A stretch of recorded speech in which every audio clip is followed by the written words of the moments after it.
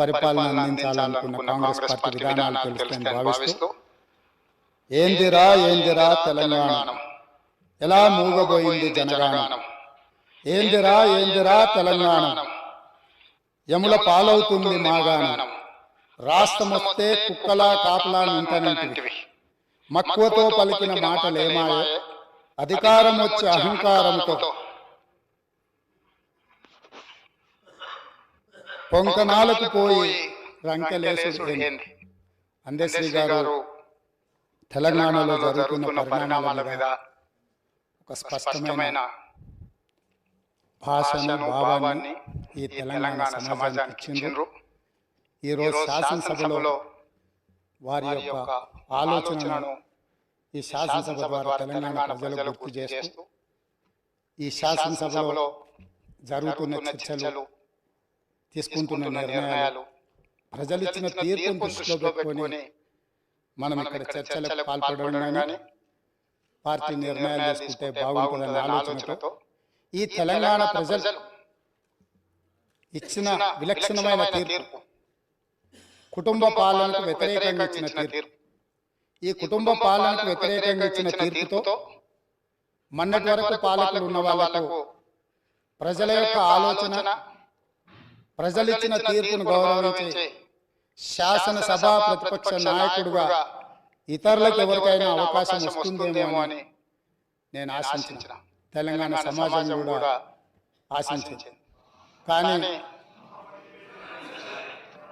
కానీ కానీ కానీ ఇవాళ శాసనసభ ప్రతిపక్ష నాయకుడుగా వాళ్ళ శాసనసభ్యులు అందరూ కలిసి ఎన్నుకున్న తర్వాత కుటుంబ పాలనకు వ్యతిరేకంగా ప్రజలు ఇచ్చిన తీర్పును గౌరవించాలన్న ఆలోచన ఆ పక్షాన లేదు. రెండవది, కనీసం శాసనసభలో ప్రసంగమైన ప్రజల యొక్క సమస్యల్ని ప్రస్తావించడానికైనా అనుభవజ్ఞులైన చాలా మంది శాసనసభ్యులు, గతంలో చాలా సంవత్సరాలుగా మంత్రులుగా పనిచేసిన అనుభవం ఉండి ఉప ముఖ్యమంత్రులుగా పనిచేసిన అనుభవం ఉన్న వాళ్ళైనా చర్చను ఒక మంచి సాంప్రదాయాన్ని నెలకొల్పడానికి ప్రారంభిస్తారేమో మేము అనుకున్నాం. అయినా కూడా తెలంగాణ ప్రజల్ని నిరాశపరిచిండ్రు. ఇక్కడ కూడా కుటుంబానికి తప్ప అర్హులకు ఎవరికీ అవకాశం లేదు, అర్హులకి ఇక్కడ స్థానమే లేదు అని చెప్పి చర్చను ప్రారంభించడం ద్వారా ఈ పార్టీ కుటుంబ పాలనకే పరిమితం అవుతుంది. ప్రజాస్వామిక విలువలకు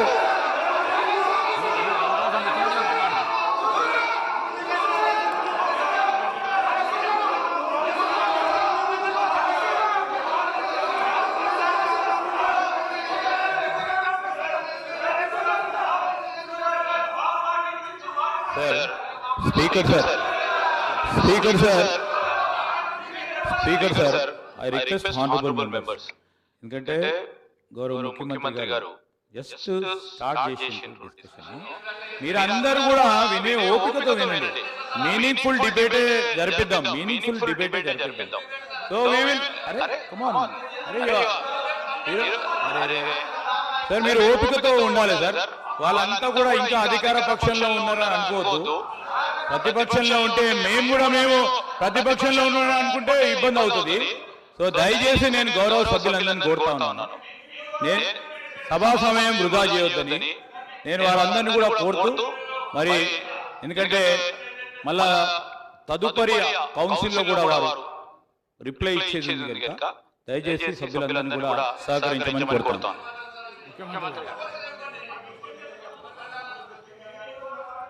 అధ్యక్ష, ప్రజా జీవితంలో ఉన్నప్పుడు అడుగుతాం కడుగుతాం అని చెప్పి శ్రీశ్రీ గారు ఎప్పుడో చెప్పిండ్రు. ఈరోజు మా కుటుంబము, మా పార్టీ, మా ఇష్టము అనే నియంతృత్వ పోకడలను సూచిస్తుంది. ఎందుకంటే నిరంకుశత్వం అనేది ఎక్కువ కాలము చెల్లదు, నిలబడదు. ప్రజలు నిటారుగా నిలబడి ఈ కుటుంబ పాలనకు వ్యతిరేకంగా మేము తీర్పు ఇచ్చినామని నికార్సైన తీర్పు ఇచ్చిన తర్వాత కూడా వాళ్ళలో మార్పు రాలేదు కాబట్టి రేపు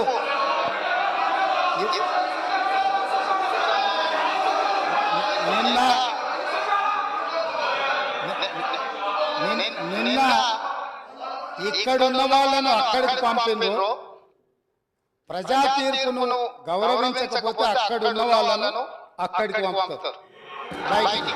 కాబట్టి వాళ్ళ ఇష్టం, వాళ్ళు ఉండకుంటే మంచిదని నేను అనుకుంటున్నాను. మేము ఇక్కడనే ఉంటామంటే వాళ్ళని ఎక్కడికి పంపించాలో ప్రజలకు తెలుసు కాబట్టి నాకేం అభ్యంతరం లేదు, ఇది వాళ్ళ పార్టీ ఇష్టం.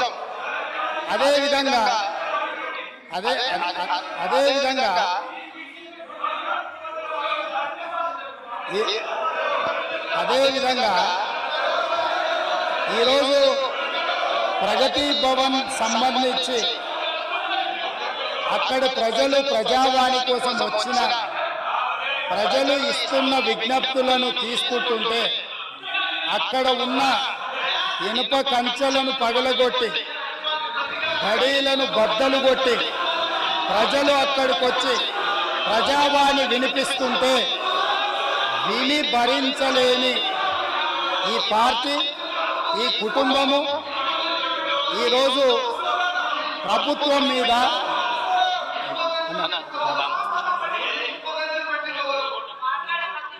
ఈరోజు ఈ ప్రజలు ఇచ్చిన తీర్పును గౌరవించే కాంగ్రెస్ పార్టీ ప్రగతి భవన్ గేట్ల ముందు ఉన్న ఇనుప కంచెలను బద్దలు కొట్టి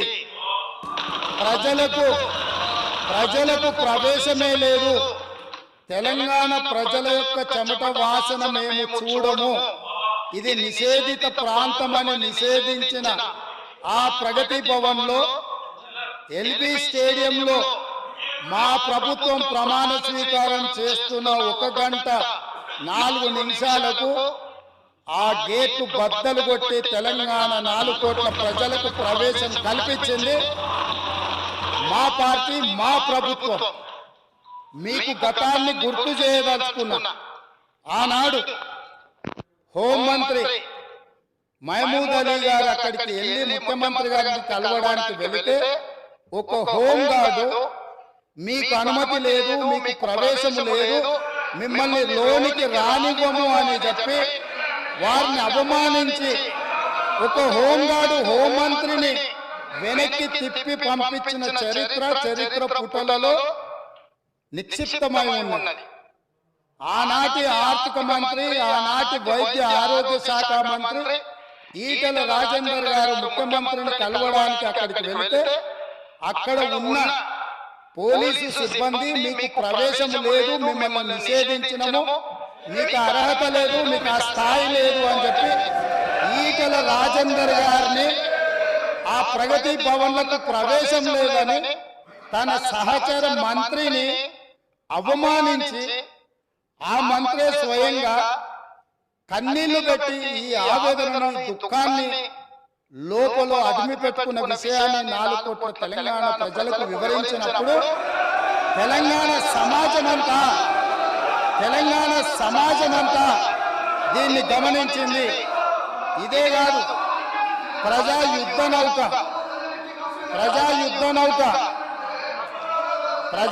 నౌక గద్దరన్న 50 సంవత్సరాలు సుదీర్ఘంగా ఈ తెలంగాణ ప్రజల పక్షాన గలం విప్పి గచ్చగట్టి గొంగ వేసుకొని తండాలలో, గూడాలలో, మారుమూల పల్లెల్లో ఈ దేశంలోనే 100 కోట్ల ప్రజలను ప్రభావితం చేయగలిగిన గద్దరన్న ఆనాటి ముఖ్యమంత్రి గారిని కలవడానికి ఆ ప్రగతి భవన్ గేట్ల ముందు ఎర్ర టెండలో మండుతుంటే అక్కడ గంటల కొద్ది నిలబడితే ఈ తెలంగాణ యుద్ధ నౌక, ఈ తెలంగాణ పోరాటానికి, తెలంగాణ ప్రజల యొక్క ఆత్మగౌరవమైన గద్దరన్నకే ప్రవేశం లేని ప్రగతి భవన్ ఇవాళ బద్దలు కొట్టి నా 4 కోట్ల తెలంగాణ ప్రజలు ఎప్పుడు కావాలన్నా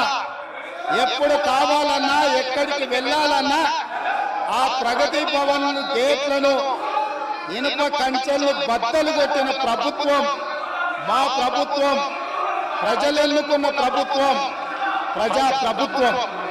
కాబట్టి ఆనాడు ముఖ్యమంత్రిని కలవాలంటే మంత్రులకు ప్రవేశం లేదు. ముఖ్యమంత్రిని కలవాలంటే తెలంగాణను సాధించిన, తెలంగాణ ఉద్యమానికి ఊపిరులూదిన గద్దరన్నకు ప్రవేశం లేదు. కానీ ఈనాడు దళితులు, గిరిజనులు, బలహీన వర్గాలు, మైనారిటీలు, మహిళలు ఎవరైనా అక్కడికి వెళ్ళి మా సమస్య ఉన్నది అని అంటే ఈ ప్రభుత్వం వినడానికి సిద్ధంగా ఉన్నది అని చెప్పి ఈ తెలంగాణ ప్రజలకు స్వేచ్ఛనిచ్చిన ప్రభుత్వం, ప్రజా ప్రభుత్వం, ప్రజలెన్నుకున్న ప్రభుత్వం ఈ రోజు ఇక్కడ ఉన్నది. నిజంగానే ఈ ప్రభుత్వం నియంతృత్వ పోకడలతో పోవాలి అనుకుంటే, నిర్బంధాలతో పరిపాలన సాగించాలి అని అనుకుంటుంటే ఇక్కడ అంతసేపు వాళ్ళు ఎవరు మాట్లాడినా సంవయనంతో ఇక్కడ వింటూ కూర్చుండే వాళ్ళం కాదు. ఆనాడు 2014 తెలంగాణ రాష్ట్రంలో తెలంగాణ ప్రభుత్వం ఏర్పడిన తర్వాత జరిగిన చర్చలలో మేమందరం సభ్యులుగా ఇక్కడ నిలబడి సమస్యల మీద మాట్లాడినప్పుడు మార్షల్స్ ను పెట్టి గొర్రెలను ఈడ్చినట్టు ఈడ్చి బజార్లో పడేసి ప్రజాస్వామ్యాన్ని కూని ఇక్కడనే చేసిన వాళ్ళు ఇవాళ అక్కడ కూర్చున్నారు. వాళ్ళలాగా మేము కాదు. ఇదే కాదు, గవర్నర్ గారి ప్రసంగంలో ఆనాడు ప్రజలకు వాళ్ళు ఇచ్చిన హామీలు ఈ మంత్రివర్గం తీర్మానం ద్వారా గవర్నర్ గారి ప్రసంగంలో పెట్టలేదు అని, పెడితే బాగుంటుందని చర్చించడానికి నిలబడ్డ ఆనాటి నా సహచర శాసనసభ్యులు కోమటిరెడ్డి వెంకటరెడ్డి గారిని, సంపత్ కుమార్ ను శాసనసభ సభ్యత్వాన్ని రద్దు చేసి నిరంకుశ నియంతృత్వ పోకడలతోని నిర్ణయాలు తీసుకున్న వాళ్ళు శాసనసభలో గవర్నర్ రంగరాజన్ గారు ఇక్కడ ఉన్నప్పుడు ఆనాటి శాసనసభ్యులు చేసిన గందరగోళంలో 10% కూడా కోమటిరెడ్డి వెంకటరెడ్డి గారు, సంపత్ కుమార్ గారు చెయ్యలే. కూర్చున్న సీట్ల నుంచి లేచి నిలబడి నిరసన తెలిపినందుకు నిరంకుశత్వంగా 2 శాసనసభ సభ్యత్వాలు రద్దు చేసిన చీకటి రోజులు ఇక్కడనే జరిగినాయి. ఈ సంఘటనలు చరిత్ర మర్చిపోదు. ఈ సంఘటన తెలంగాణ శాసనసభ చరిత్రలో శాశ్వతంగా ఉంటుంది. ఆ సంఘటన కూడా నా మిత్రులకు నేను గుర్తు చేయదలుచుకున్నా. అదేవిధంగా అధ్యక్ష,